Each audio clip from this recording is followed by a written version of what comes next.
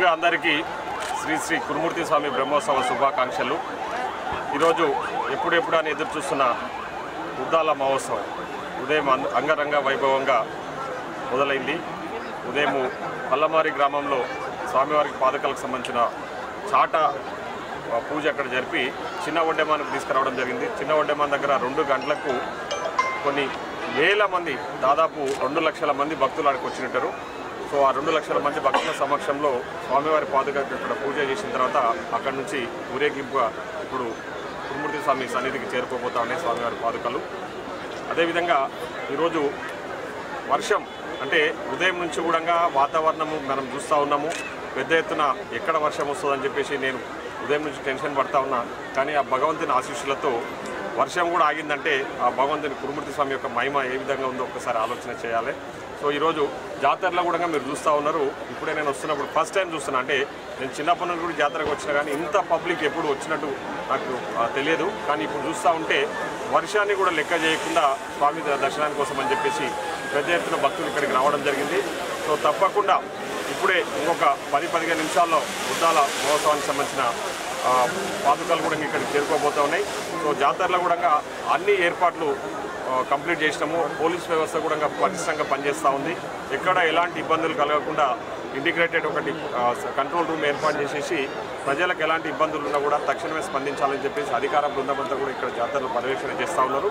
So తప్పకుండా ఎలాంటి ఇబ్బందులు లేకుండా భక్తులకు సౌకర్యవంతంగా అన్ని వసతులు కల్పిస్తామని చెప్పి సందర్భంగా తెలియజేస్తూ ఈరోజు నైట్ అంతా కూడా టెంపుల్ ఓపెనే ఉంటుంది.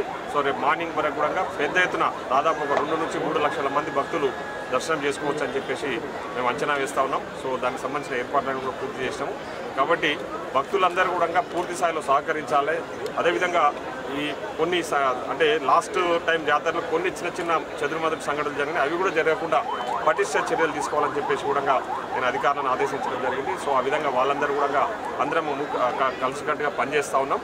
సో తప్పకుండా భక్తులకు మంచి దర్శనం కలిగే విధంగా ఏర్పాట్లు పూర్తి చేస్తామని చెప్పేసి తెలియజేసుకుంటూ మరొకసారి కురుమూర్తి స్వామి మీకు ఇంకొక విషయం కూడా తెలియజేయాలి. కురుమూర్తి స్వామి మహిమ అంటే ఏ విధంగా ఉంటుందంటే నిన్న 26th రోజు స్వామివారికి అలంకరణ మహోత్సవం జరిపినాం. సో ఇది ఒక మాస్ జాతర మీకు అందరికీ కూడా తెలుసు. సో పెద్ద ఎత్తున పబ్లిక్ వస్తారు.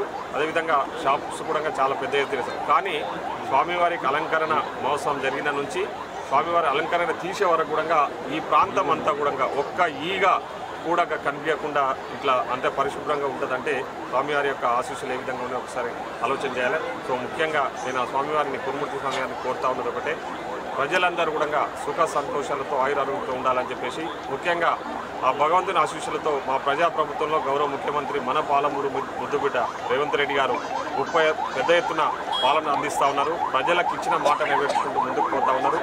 మా కురుమూర్తి స్వామి మా ముఖ్యమంత్రి గారికి ఇంకా బలాన్ని ఇచ్చి ఈ ప్రభుత్వం ఇంకా మంచిగా పనిచేసే విధంగా మేమందరం ఇంకా 10 కాలాల పాటు ప్రజలకు సేవ చేసే విధంగా ఉండాలని చెప్పేసి భగవంతుని ఆశిస్తూ భగవంతుని కోరుతూ భగవంతుని యొక్క ఆశీస్సుల వల్ల అందరూ కూడా ఆయురారోగ్యాలతో సుఖ సంతోషాలతో ఉండాలని చెప్పేసి కోరుతూ సెలవు. సార్ ఒకటి ఫ్లడ్